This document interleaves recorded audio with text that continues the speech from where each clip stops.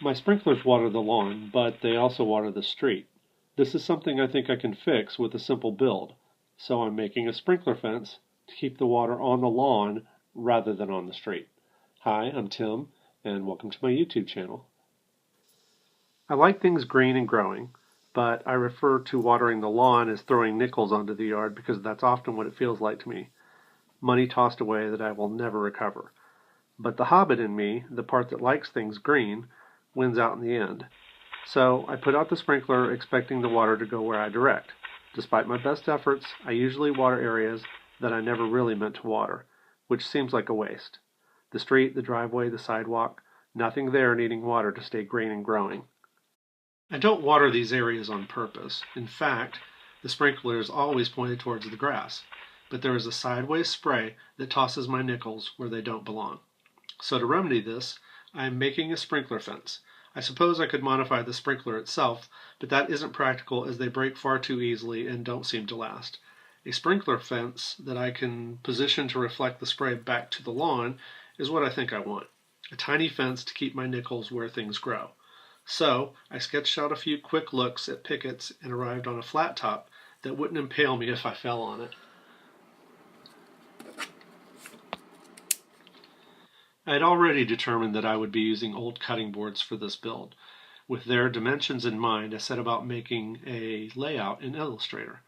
Adobe Systems is not a sponsor, and I don't receive any compensation for saying this, but I always start my projects in Illustrator. It's my go-to software for roughing out ideas. Once I had the layout roughed in, I sent it to print. The cutting boards are wider than the paper, so I taped 3 in position, which I would use later. From here, I can move on to preparing the cutting boards. I'm using cutting boards because they are inexpensive, $2 a piece at IKEA, and they repel water. The first step was to remove the handles on the table saw. I'm using 2 old cutting boards, having just bought new ones to replace these. I want a continuous piece with no gaps, so I will fake the space between the pickets by notching grooves into the cutting boards. By faking the gap between the pickets, no water spray can slip past. The notched grooves were very easy to make. Just be sure your blade is at most a third of the height of your cutting board. I like these IKEA cutting boards for this project because they are thin and I can sandwich them without creating a super thick project. This plastic cuts very easily, and you could do all of the table saw cuts with a circular saw and a straight edge if you choose to. The table saw is much faster, however. One of the cutting boards had a bow in it, which I didn't notice at first.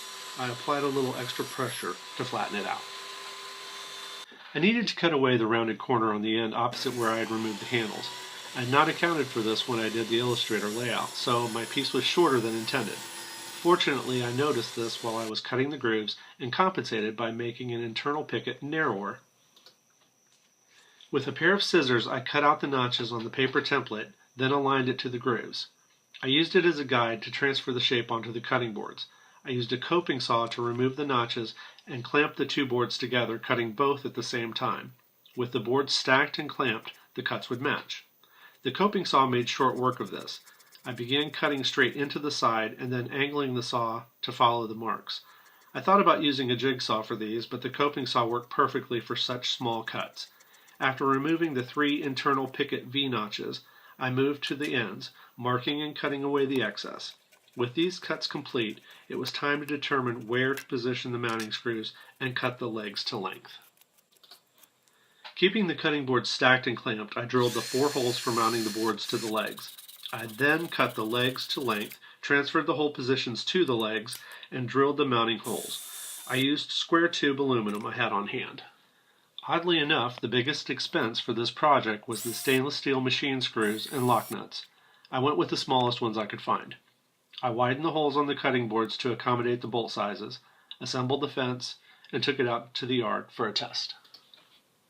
The sprinkler fence worked surprisingly well, keeping the curb almost totally dry with the side spray bouncing off the fence and into the yard.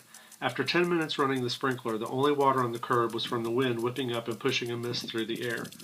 So, this sideways spray should no longer water the street, sidewalk, or driveway, and even if it does a little, I'll feel better knowing my nickels are keeping the green and growing parts of my yard happy. So it worked. This little fence is keeping the water where it belongs, and the sideways spray should no longer water the street, sidewalk, or driveway. I feel better knowing I'm not wasting water or nickels. This functional little fence is inexpensive, simple to make, and works great. So, go make that sprinkler fence. And if you've watched this far and haven't done so already, please subscribe. New video next week. Thanks for watching.